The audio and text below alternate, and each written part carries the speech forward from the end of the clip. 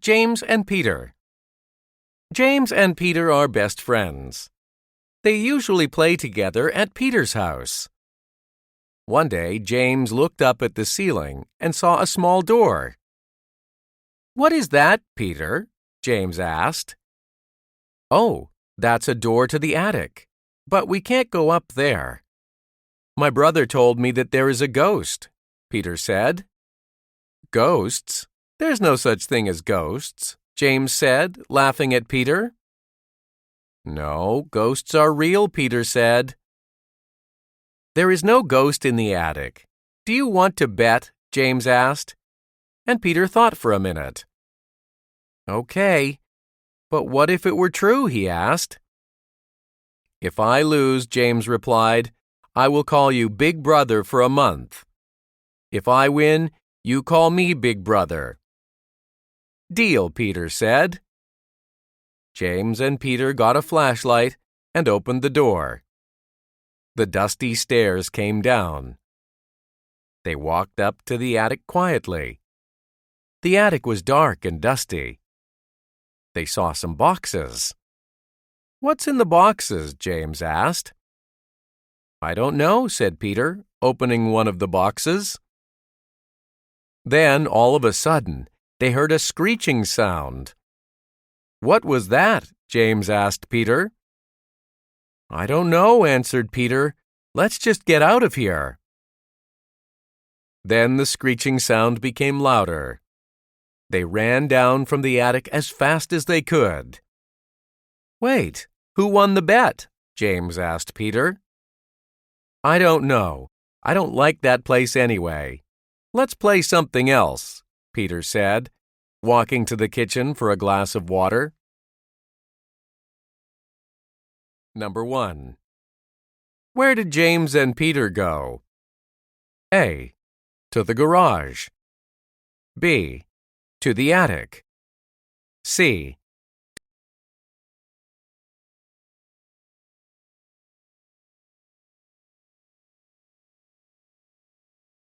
Listen to the story about Luke. Luke didn't have school today, so he decided to go to a bank and open a bank account. "I will get some ice cream after I go to the bank," Luke thought. "Then maybe I will call John and play computer games with him." Luke had a perfect plan. He went down to the bank. "I would like to open my own bank account, please," Luke said proudly. "May I see your ID?" the bank teller asked. "Oh, no," Luke said. "I must have left it at home. I will come again next time." Luke was disappointed, but he didn't want to go back home to get his ID. He went to the ice cream shop to cheer himself up instead. "1 cup of strawberry ice cream, please," he said. After he ordered his ice cream, he realized that he had left his wallet at home too. He had to walk out of the store without the ice cream. "I will call John and play computer games," he thought. Luke called John, and John agreed to come over. When they were at Luke's house, Luke turned on his computer. When he clicked the game icon, the computer froze. "Oh no!" Luke exclaimed. "What's happening to me today?" Luke learned that you can't control when unexpected things happen. He hoped for a better day the next day. Number 1. Why couldn't Luke open a bank account? Listen to a story about Laura. Firefighters came to visit Laura's school. They told the students how dangerous it is to play with fire. Many children play with fire for fun at home, but this is very dangerous. You could burn the whole house down and get hurt in the fire, one of the firefighters said. Then they taught the students how to use a fire extinguisher and things they should do in case of a fire in the building. We are going to do a fire drill. A fire drill is an activity we practice to escape when there's a fire in school, the chief firefighter continued. When you hear the fire alarm, don't panic. Stay with your classmates and the teacher at all times. Do not run or push others when leaving the building. After school, Laura was walking home and she spotted some young children playing with matches on the playground. Laura told them, "It is very dangerous to play with matches. Fire is not good to play with. You can actually burn yourselves." Then the young children nodded and promised that they would not play with matches anymore. On the way home, Laura felt proud of herself. She was glad she learned something important in school today. Number 23. Who came to visit Laura's school? Listen to a story about Sam. Sam had a long day. He got up early for soccer practice. He went to the library to do some research for his new history assignment, and he went to the zoo to volunteer. On his way home, he got on the subway and spotted an empty seat. He was glad to sit down and rest because he was very tired and hungry. After a few stops, an elderly woman got on the subway. She was carrying a big bag and stumbled. He saw the woman, and normally he would have given up his seat, but he did not want to get up this time because he was very tired. What should I do? The longer he sat there, the guiltier he felt. Finally, he decided to give his seat to the woman. "Why don't you sit here, ma'am?" he said. "Thank you very much. How kind of you. Will you be okay standing?" The elderly woman gave him a big smile. "I'll be fine. Please take my seat," Sam replied. He still had 7 more stops to go, but he felt much better. When he got home, he told his parents about what he did on the subway. "You did the right thing. Think about if it was your mom or dad at that age, and a young person didn't care about your mom or me," Sam's dad said. "I'm very proud of you," Sam's mom added.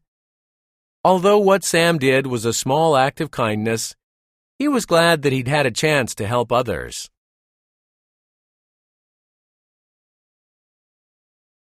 Number 27. What did Sam do at the zoo? A.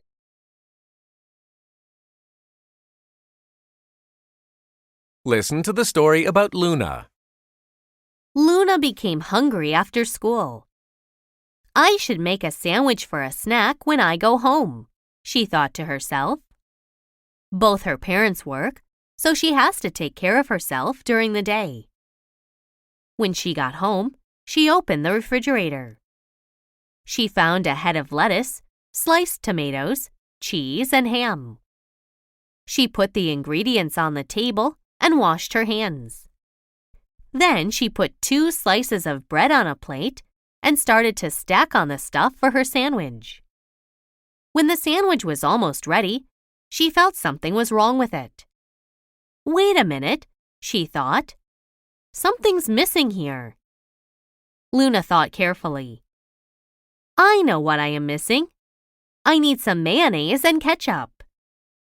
She ran and got a jar of mayonnaise and a bottle of ketchup from the refrigerator. "My sandwich is all ready now," thought Luna. "It looks so yummy."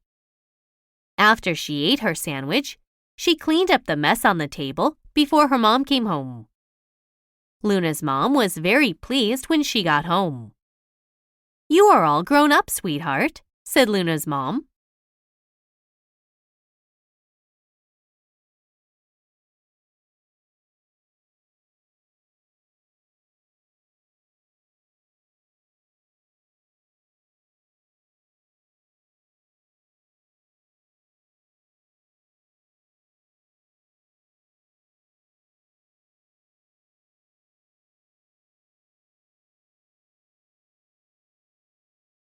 Listen to the story about Tony.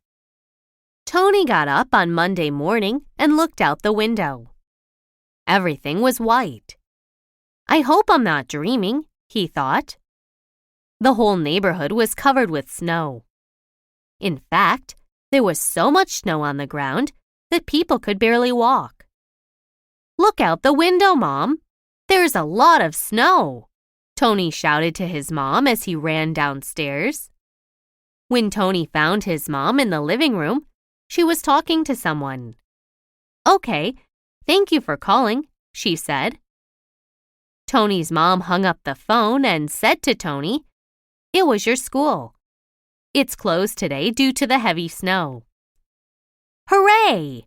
I'm going outside to play," Tony shouted loudly. "Don't forget your mittens, hat, and jacket," Tony's mom reminded him.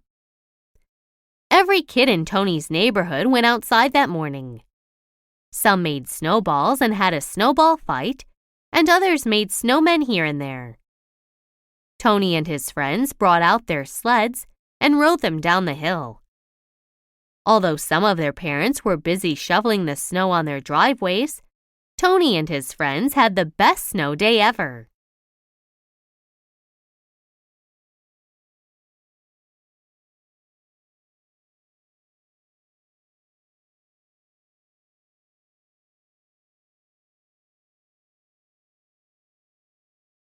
Listen to the story about Julie. "What are you doing, sweetie?" Julie's mom asked as she walked into Julie's room. "I'm doing my homework," Julie said with a worried look on her face. "I have to write about what I want to be, but I am not sure what I want to be. All of my friends have dreams, but I don't know about myself." Julie's mom explained, "Dreams may change, and that's normal. You are still too young to choose your future. One way you can start the assignment is to make a list of what you are good at." Julie said, "I like drawing and painting. My favorite subject is art. My art teacher always tells me I am talented, but I am bad at music. Reading music is too difficult for me, and I don't like playing any instruments." "That's a good start," said her mom. "It is good to find a job that you will enjoy. If you really like art, you can be a painter, a photographer, a designer, or even an art teacher." Julie never knew that there were so many jobs that she could do with her art skills. That night, Julie pictured herself as a designer, a photographer, and a painter, and wished for a bright future. Number 1. What was Julie doing when her mom came into the room? A. Reading a book. B. Drawing a picture. C. Doing her homework. Number 2. What is Julie interested in? A. Drawing and painting. B. Painting and cooking. Listen to the story about Columbus and an egg. After the great achievement of discovering new lands on his voyage, Columbus became a hero. Everyone wanted to talk to him and showed respect to him. Even the king and queen invited him to the palace and enjoyed hearing about his voyage over the sea. One night, Columbus was invited to a dinner party, and he heard a man say, "Even if Columbus had not discovered the new land, anyone could have done it by just sailing to the west." Columbus was upset, but he didn't want people to know it. Instead, he picked up an egg and asked, "Can anyone make this egg stand upright on the table?" Several people tried standing the egg up on the table, but it was impossible. Then Columbus cracked the end of the egg to make the bottom flat and put it on the table. "Anyone could do that by breaking the bottom of the egg," one of the men said. Then Columbus said with a smile, "Of course, anyone can do anything after discovering what the first person has done. However, it takes courage to overcome the fear to achieve something that has not been done before." After the people listened to Columbus, they all nodded and applauded. Number 1. What is Columbus's great achievement? A. The discovery of new lands on his voyage. Listen to a story about Joyce. Joyce went fishing with her dad. She was very excited because she had never gone fishing before. Her dad helped her get set up. "How will I know when a fish eats my worm?" Joyce asked while she was holding her fishing rod. "You will see your float move up and down slowly. When it descends, then you pull up on your fishing rod," her dad replied, showing her how to do it. 2 hours had passed, but there was no sign of any fish. Joyce started to get tired and bored. "I'm bored, Dad," Joyce said with a tired look on her face. "Be patient. Fishing is not an easy thing to do. Why don't you check to see if the worms are still hooked on your rod?" Joyce was about to pull her fishing rod out of the water when she saw her float move up and down. "Look, Dad, my float is moving," she whispered to her dad. Then the float descended instantly, and Joyce quickly tried to pull up her fishing rod. "Wow, it's very strong. Help me, Dad," she shouted. Joyce's dad held the fishing rod high in the air. There was a big fish caught on the hook. "Wow, you've caught the biggest fish in this area," other men who were fishing cheered for her. "What do you want to do with the fish?" Joyce's dad asked. "I'm going to let it go. I think it should live here." Then she gently unhooked the fish and let it fly back to the water. That evening, Joyce told her mom how fun fishing was, and her mom was proud that Joyce freed the fish.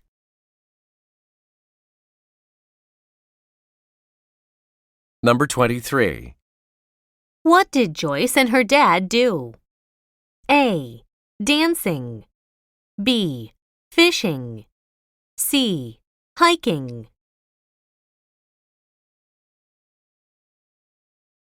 Number 24. What did Joyce catch? A. A big worm. B. A big fish. C. A big bird. Listen to a story about April. It was Mother's Day. April wanted to get a present for her mom. "There isn't enough money in my piggy bank. I can't buy anything with this amount of money," April said sadly. "Since I don't have enough money to buy anything for her, I will make something special for her." April got out her sketchbook and her crayons from the drawer. She drew her family and put happy smiles on each person in her family. Then she got out some colored paper and made red flowers. She also used her green paper to make some leaves and stems. "Mom, Happy Mother's Day!" April shyly gave her mom the family portrait and the paper flower bouquet. Her mom was very surprised and pleased. "Wow! This is the prettiest flower bouquet I have ever seen, and you drew our family so nicely.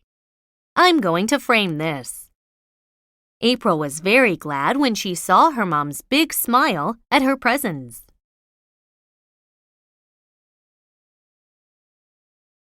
Number 27. What day was it? A. Father's Day. B. Mother's Day. C. Children's Day. Listen to the story about Jeff.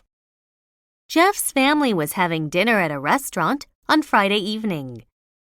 "I have some news to tell you," Jeff's father said nervously. "I have been told I will be transferred to the branch in Vietnam. They need extra people there. I have to stay there at least 2 years. I could go there alone, but my company will provide housing for my family and pay for schooling for Jeff and Judy as well if I take all of you with me." The news was very sudden, and nobody spoke for a few seconds. They didn't know what to say. "Well, I think it could be a good experience spending some time abroad. Meeting new people and learning a new culture and language can be very rewarding," Jeff's mom said, looking at her children. All of a sudden, Jeff became sad because he would have to leave his friends for a long time. He also felt nervous about trying new things in a new country. However, he didn't want to be away from his dad for so many years, and he also wanted to try living abroad. I think it would be a great idea for us to live in Vietnam. When are we leaving? Probably in 3 months, Jeff's father said with relief. He was glad that his family decided to go with him. Jeff's family is going to be busy for the next few months. They look forward to making new friends and meeting their neighbors in a new country. Listen to the story about Sally. Sally's family was flying to Hawaii to visit her uncle today. Sally was very excited because it was her first time traveling on an airplane. "Mom, I'm very excited," Sally said to her mom at the airport. The airport was huge and crowded. She could see many people from different countries. "Can I look around, Mom?" Sally asked her mom after passing the security checkpoint. "Okay, but don't go too far. We will be boarding in 30 minutes, so make sure to come to gate 12. Sally walked around and saw a group of airplanes in line outside. "Wow, they are huge. I wonder how those big planes can fly in the sky," Sally said to herself. A few minutes later, Sally's family got on the plane, and the plane flew into the air. Sally kept looking out the window, wishing that she could touch the clouds. Then she slowly dozed off. "Wake up, Sally. We are here." Sally's dad shook her awake. "Where are we?" Sally asked, rubbing her eyes. "We are in Hawaii. Let's get off the plane and go find your uncle. He should be here to pick us up." Sally jumped out of her seat right away. "I can't believe we are in Hawaii already. Do you think Uncle Kim has brought his baby with him, Mom?" "I don't know, but we will find out soon." Sally couldn't wait to see her uncle and the newborn baby. "When I meet the baby, I'm going to tell him about how wonderful my first flight has been," thought Sally.